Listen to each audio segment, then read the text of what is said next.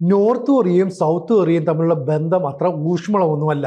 പക്ഷേ സൗത്ത് കൊറിയയിൽ നടക്കുന്ന ഉച്ചകോടിയിൽ പങ്കെടുക്കാനായിട്ട്, അതായത് ഏഷ്യ പസഫിക് എക്കണോമിക് കോർപ്പറേഷൻ അപ്പക് ഉച്ചകോടിയിൽ പങ്കെടുക്കാനായിട്ട് അമേരിക്കൻ പ്രസിഡന്റ് ഡൊണാൾഡ് ട്രംപ് വരുന്നു.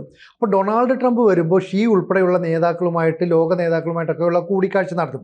പക്ഷേ ഇത്തരം ഒരു മീറ്റിംഗ് നടത്തുന്നതിന് ഒരാഴ്ച മുമ്പ് നോർത്ത് കൊറിയ ചില ഷോർട്ട് റേഞ്ച് ബാലിസ്റ്റിക് മിസൈലുകളൊക്കെ പരീക്ഷിക്കുന്നു. അതായത് ജപ്പാൻ സീ എന്നറിയപ്പെടുന്ന കിഴക്കൻ കടൽ ദിശയിൽ കരയിലേക്ക് ഏതാണ്ട് 350 കിലോമീറ്റർ ദൂരം സഞ്ചരിക്കാൻ കഴിയുന്ന ഷോർട്ട് ബാലിസ്റ്റിക് റേഞ്ച് മിസൈലുകളാണ് പരീക്ഷിക്കുന്നത്. മെയ് 8-ാം തീയതി ആദ്യം പരീക്ഷിച്ചു, മെയ് 22-ാം തീയതി വീണ്ടും പരീക്ഷിച്ചു. എന്ന് പറഞ്ഞാൽ നോർത്ത് കൊറിയ ഒരു ഭീഷണി ഉയർത്തുന്നു എന്നാണ് അർത്ഥം.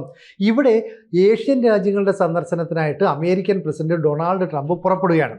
ഡൊണാൾഡ് ട്രംപ് ആദ്യം മലേഷ്യയിലേക്ക് പോകുന്നു, പിന്നീട് അവിടുത്തെ ആസിയാൻ ഉച്ചകോടിയിൽ പങ്കെടുക്കുന്നു, ജപ്പാനിലേക്ക് പോകുന്നു, അത് കഴിഞ്ഞ് സൗത്ത് കൊറിയയിലേക്ക് പോകുന്നു. അന്ന് മാധ്യമങ്ങൾ ചോദിച്ചത് നോർത്ത് കൊറിയൻ പ്രസിഡന്റായിട്ടുള്ള കിം ജോങ് ഉന്നുമായിട്ട് താങ്കൾ കൂടിക്കാഴ്ച നടത്തുമോ എന്നാണ്. സ്വാഭാവികമായിട്ടും ട്രംപ് പറയുന്നു, എനിക്ക് കൂടിക്കാഴ്ച നടത്തുന്നതിന് പ്രശ്നമൊന്നുമില്ല, ഞങ്ങൾ തമ്മിൽ 2019 3 തവണ മീറ്റ് ചെയ്തിട്ടുണ്ട് എന്ന് പറഞ്ഞാൽ ഡൊണാൾഡ് ട്രംപ് ആദ്യ ടൈമിൽ പ്രസിഡന്റായി എത്തിയപ്പോൾ കിം ജോങ് ഉന്നുമായിട്ട് കൂടിക്കാഴ്ച നടത്തി. ആ കൂടിക്കാഴ്ചയിൽ പ്രധാന അജണ്ട ആണവ നിരായുധീകരണമാണ്. പക്ഷേ 3 ചർച്ചയിലും അത് സംബന്ധിച്ച് തീരുമാനമൊന്നും ഉണ്ടായില്ല.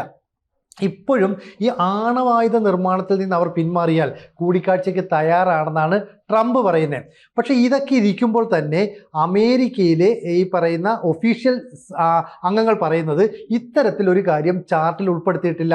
അതായത് ഡൊണാൾഡ് ട്രംപിൻ്റെ വിസിറ്റിംഗ് ചാർട്ടിൽ കിമ്മിനെ കാണുക എന്നൊരു അജണ്ടയേ ഇല്ല. പിന്നെ ഇതെങ്ങനെ സാധിക്കുമെന്നുള്ളതാണ്. അതാണ് ഞാൻ നേരത്തെ സൂചിപ്പിച്ചത്.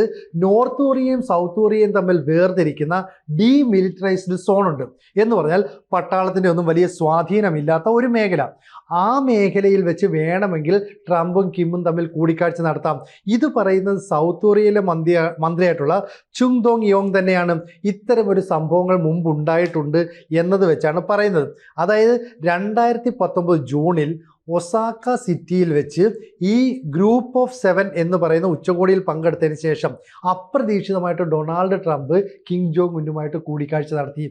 അത്തരം ഒരു കൂടിക്കാഴ്ച നടത്തിയത് അന്ന് ലോകത്തെ തന്നെ ഞെട്ടിച്ചു. ഇപ്പോഴും ഈ ഡൊണാൾഡ് ട്രംപ് കിമ്മിനെ കാണാൻ തയ്യാറാണ് എന്ന് പറയുന്നതിന് പിന്നിൽ മറ്റൊരു അജണ്ടയുണ്ട്. കാരണം ആഗോളതലത്തിൽ അതിന് വലിയ പ്രാധാന്യം നേടാം, വാർത്താ പ്രാധാന്യം നേടിയെടുക്കാൻ സാധിക്കും. കാരണം 7-ഓ 8-ഓ യുദ്ധം നിർത്തിയെന്ന് അവകാശപ്പെടുന്ന ട്രംപ് നോർത്ത് കൊറിയയും സൗത്ത് കൊറിയയും തമ്മിലുള്ള ഒരു സംഘർഷാവസ്ഥയ്ക്ക് പരിഹാരമുണ്ടാക്കാൻ വേണ്ടി കൂടിക്കാഴ്ച നടത്തിയെന്നാകാം. നിലവിൽ ഒരു പ്രത്യേക ചട്ടക്കൂടിനുള്ളിൽ ലോകവേദിയിലൊക്കെ ഒറ്റപ്പെട്ട് നിൽക്കുന്ന കമ്മ്യൂണിസ്റ്റ് രാജ്യമെന്നാണ് നോർത്ത് കൊറിയ അറിയപ്പെടുന്നത്. അവരുടെ വിചിത്ര സമീപനം കൊണ്ട് എല്ലാ രാജ്യങ്ങളുമായിട്ടുള്ള നയതന്ത്ര ബന്ധവുമില്ല. അങ്ങനെയുള്ള നോർത്ത് കൊറിയയ്ക്കും ഈ വാർത്താ പ്രാധാന്യം ഉണ്ടാകുന്നത് ഗുണകരമായിരിക്കും. അത്തരം ഒരു നീക്കം നടത്തുമോ എന്നുള്ളതാണ് ഉറ്റുനോക്കുന്നത്. അപ്പോഴും ട്രംപ് പറയുന്നത് ആണവായുധ നിരായുധീകരണത്തിൽ നോർത്ത് കൊറിയ തയ്യാറെടുക്കുകയാണെങ്കിൽ, അല്ലെങ്കിൽ അത് സമ്മതിക്കുകയാണെങ്കിൽ ഞങ്ങൾ കൂടിക്കാഴ്ച നടത്താം. അത്തരം ഒരു കൂടിക്കാഴ്ച നടത്തുമോ എന്നുള്ളതാണ്. പക്ഷേ ഇവിടെ ശ്രദ്ധിക്കേണ്ട ഒരു കാര്യമുണ്ട്. സൗത്ത് കൊറിയയുടെ പുതിയ പ്രസിഡന്റായിട്ട് ലീ ജെയ് മ്യൂങ് അധികാരമേറ്റതിന് ശേഷം ഇതാദ്യമായിട്ട് നോർത്ത് കൊറിയ ബാലിസ്റ്റിക് മിസൈലൊക്കെ പരീക്ഷിക്കുന്നു. അത് ഗൗരവമുള്ളതാണ്. കൂടാതെ ഈ മാസം 10-ാം തീയതി അവിടെ നടന്ന സൈനിക പരേഡിൽ ഹ്വാസ്വാങ് 20 എന്ന് പറയുന്ന ഏറ്റവും അത്യന്താധുനികമായ ഇന്റർ കോണ്ടിനെന്റൽ ബാലിസ്റ്റിക് മിസൈൽ ആണവ പോർമുന വഹിക്കാൻ കഴിയുന്നതും പരീക്ഷിച്ചു. എന്ന് പറഞ്ഞാൽ അമേരിക്കയിലേക്ക് വരെ ആക്രമണം നടത്താൻ കഴിയുന്ന ഹ്വാസ്വാങ് 18-നേക്കാൾ 40% പ്രഹരശേഷി കൂടിയ മിസൈലാണിത്. ഇത്തരമൊരു മിസൈൽ എന്തിനാണ് ഇപ്പോൾ പരീക്ഷിക്കുന്നത്? ഇതെല്ലാം തന്നെ അമേരിക്കയ്ക്കുള്ള മുന്നറിയിപ്പാണെന്നാണ് പറയുന്നത്.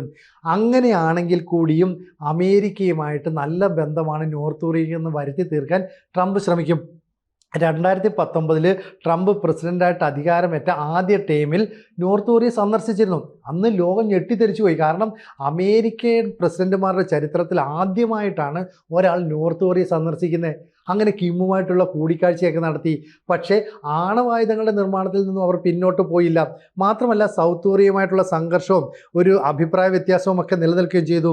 അതിനുശേഷം ഡൊണാൾഡ് ട്രംപ് ഈ നോർത്ത് കൊറിയൻ പ്രസിഡന്റായ കിം ജോങ് ഉന്നിനെ റോക്കറ്റ് മനുഷ്യൻ എന്നാണ് പറയുന്നത്. ഒരു ചെറിയ റോക്കറ്റ് മനുഷ്യനാണ് കിം. ഇത് നോർത്ത് കൊറിയയ്ക്കും കിമ്മിനും വലിയ അപമാനം ഉണ്ടാക്കിയ സംഭവമാണ്. അതിനുശേഷമാണ് അമേരിക്കയ്ക്കെതിരെ വരെ ഞങ്ങൾ ഈ റോക്കറ്റ് പ്രയോഗിക്കും, മിസൈൽ പ്രയോഗിക്കും എന്നൊക്കെയുള്ള ഭീഷണി നോർത്ത് കൊറിയ ഉയർത്താനായിട്ട് ശ്രമിച്ചത്. എന്തായാലും ഡൊണാൾഡ് ട്രംപ് പരസ്യമായി സമ്മതിക്കുന്ന ഒരു കാര്യം, നോർത്ത് കൊറിയ ഒരു ആണവ രാജ്യമാണെന്ന് ഞങ്ങൾക്കറിയാം. അവരുടെ കയ്യിൽ 50ഓളം ആണവ പോർമുനകളുമുണ്ട്. ഇനി 40ഓളം ആണവ പോർമുനകൾ നിർമ്മിക്കാൻ കഴിയുന്നുള്ള മിസൈല്, സാങ്കേതിക സംവിധാനങ്ങൾ, ടെക്നോളജി എല്ലാം അവർക്കുണ്ടെന്ന് ഞങ്ങൾക്കറിയാം. പക്ഷേ ഇതുമായിട്ട് ഇനി മുന്നോട്ട് പോകരുത്, ലോകത്തിന് അപകടകരമാണെന്നൊക്കെയാണ് പറയുന്നത്. അതുകൊണ്ട് ഈ ആണവായുധങ്ങളുടെ നിർമ്മാണ പദ്ധതി എന്നേക്കുമായിട്ട് അവസാനിപ്പിക്കണം. ഇതാണ് ട്രംപിൻ്റെ ആവശ്യം. പക്ഷേ ഇത് അസംഭാവ്യമായ കാര്യമെന്നാണ് നോർത്ത് കൊറിയ പ്രതികരിക്കുന്നത്.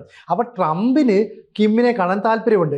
കിമ്മും വേണമെങ്കിൽ ട്രംപിനെ കാണാം. കാരണം എന്താ അറിയാം, നേരത്തെ കിം ജോങ് ഉൻ മറ്റ് രാജ്യത്തലവന്മാർ ഒന്നിലധികം പേർ പങ്കെടുക്കുന്ന ഉച്ചകോടിയിലോ മീറ്റിങ്ങുകളിലോ ഒന്നും തന്നെ പങ്കെടുക്കില്ല.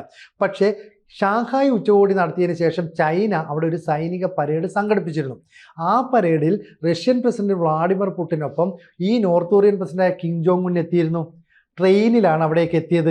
അത്തരത്തിലുള്ളൊരു മീറ്റിങ്ങിലൂടെ ചൈനയും റഷ്യയും ഒക്കെ എൻ്റെ കൂടെ ഉണ്ടെന്നുള്ള ഒരു ധൈര്യം കിമ്മിന് വന്നു. മാത്രമല്ല, ഉക്രൈനുമായിട്ടുള്ള യുദ്ധത്തിൽ ടോമഹോക്ക് മിസൈൽ ഉൾപ്പെടെ നൽകിക്കൊണ്ട് ഉക്രൈന് സഹായം നൽകാൻ അമേരിക്ക തയ്യാറായപ്പോൾ നോർത്ത് കൊറിയ അവിടുത്തെ സൈനികരെ അയച്ചിട്ടാണ് റഷ്യയെ സഹായിച്ചത്. അങ്ങനെയുള്ളൊരു സാഹചര്യത്തിൽ അമേരിക്കയ്ക്ക് നോർത്ത് കൊറിയയുടെ നിലപാട് അപകടകരമാണെന്നും മനസ്സിലാകുന്നുണ്ട്.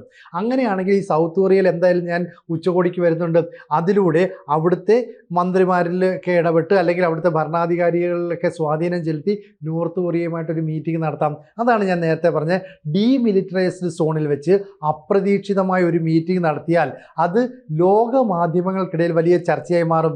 അപ്പോൾ ആഗോളതലത്തിൽ വമ്പൻ വാർത്താ പ്രാധാന്യം നേടാൻ കഴിയുന്ന സംഭവങ്ങളിൽ ഇറങ്ങിത്തിരിക്കാൻ ട്രംപിന് താല്പര്യമാണ്.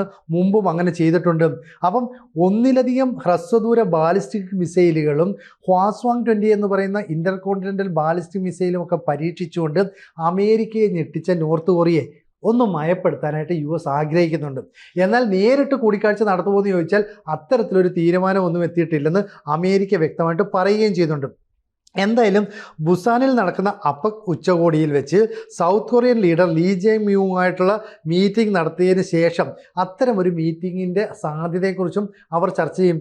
കാരണം സൗത്ത് കൊറിയയും നോർത്ത് കൊറിയയും തമ്മിലുള്ള ബന്ധം അത്ര ഊഷ്മളമൊന്നുമല്ല. അപ്പോൾ ട്രംപ് ഇടപെട്ട് 7-8 യുദ്ധം അവസാനിപ്പിച്ചിട്ടുണ്ടെന്നാണ് അദ്ദേഹം അവകാശപ്പെട്ടത്.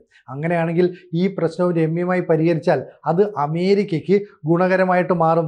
അങ്ങനെ ഡീമിലിറ്ററൈസ്ഡ് സോണിൽ വെച്ച് ഒരു കൂടിക്കാഴ്ചയ്ക്ക് സാധ്യതയുണ്ടോ എന്ന് വീണ്ടും മാധ്യമങ്ങൾ ചോദിക്കുന്നു. അപ്പോഴും ട്രംപ് പറയുന്ന ഉത്തരം ഒന്ന് മാത്രമേ ഉള്ളൂ. ഏഷ്യ പസഫിക് എക്കണോമിക് കോർപ്പറേഷൻ ഉച്ചകോടിയിൽ അതായത് അപെക്സ് ഉച്ചകോടിയിൽ പങ്കെടുക്കാനായിട്ട് വരുമ്പോൾ സൗത്ത് കൊറിയൻ നേതാക്കളുമായിട്ട് കൂടിക്കാഴ്ച ചെയ്യുന്നതിനൊപ്പം തന്നെ നോർത്ത് കൊറിയൻ നേതാവിനെ കാണുന്നതിനും തനിക്ക് തടസ്സമില്ല. പക്ഷേ കണ്ടീഷൻ ഈ ആണവായുധ നിർമ്മാണത്തിൽ നിന്ന് അവർ പിന്മാറണം. ലോകത്തിനത് ഭയാശങ്ക ഉണ്ടാക്കുന്നു. ചുരുക്കം പറഞ്ഞാൽ അമേരിക്ക ലോകത്ത് ഭയപ്പെടുന്ന ഏക രാജ്യം നോർത്ത് കൊറിയയാണ്. ഈ കിമ്മിൻ്റെ സ്വഭാവം എപ്പോഴാണ് മാറുന്നതെന്നോ എപ്പോഴാണ് നല്ല രീതിയിൽ വരുന്നതെന്നോ ഒരു രാജ്യത്തിനും പ്രതീക്ഷിക്കാൻ കഴിയില്ല. എന്തിന് സ്വന്തം രാജ്യത്തെ ജനങ്ങൾ പോലും പേടിച്ചാണ് കഴിയുന്നത്. അങ്ങനെയുള്ള കിമ്മിനെ എങ്ങനെയെങ്കിലും അനുനയിപ്പിച്ച് തങ്ങളുമായിട്ടുള്ള ഒരു സൗഹൃദം പുലർത്തണമെന്ന് അമേരിക്ക ആഗ്രഹിക്കുന്നു, ട്രംപ് ആഗ്രഹിക്കുന്നു. ഒരു നോബൽ പ്രൈസ് ഒക്കെ അടുത്ത വർഷത്തേക്കും സ്വപ്നം കാണുന്ന ട്രംപ് സ്വാഭാവികമായിട്ടും അന്താരാഷ്ട്ര മാധ്യമങ്ങളുടെ ശ്രദ്ധയിൽ വരുന്ന രീതിയിൽ ഒരു മീറ്റിങ്ങിന് അവസരം ഉണ്ടാക്കാൻ കഴിയുമോ എന്ന് ശ്രമിക്കുകയും ചെയ്യും. അതുകൊണ്ടാണ് ഡീമിലിറ്ററൈസ്ഡ് സോണിൽ വെച്ച് ഒരു കൂടിക്കാഴ്ചയ്ക്കുള്ള സാധ്യതയുണ്ടോ എന്ന് ചോദിച്ചാൽ തള്ളിക്കളയാൻ കഴിയില്ല എന്ന് ട്രംപ് പറയുന്നത്. അത്തരമൊരു സംഭവം വികസിക്കുകയാണെങ്കിൽ ജിയോ പൊളിറ്റിക്സിൽ മറ്റ് ചില മാറ്റങ്ങളുടെ തുടക്കമാവും അതെന്ന കാര്യത്തിൽ സംശയവും വേണ്ട. കൂടുതൽ വാർത്തകളും വിശേഷങ്ങളും നിങ്ങളിലേക്ക് എത്താൻ ABC മലയാളം സബ്സ്ക്രൈബ് ചെയ്യുക, ബെൽ ബട്ടണും അമർത്തുക.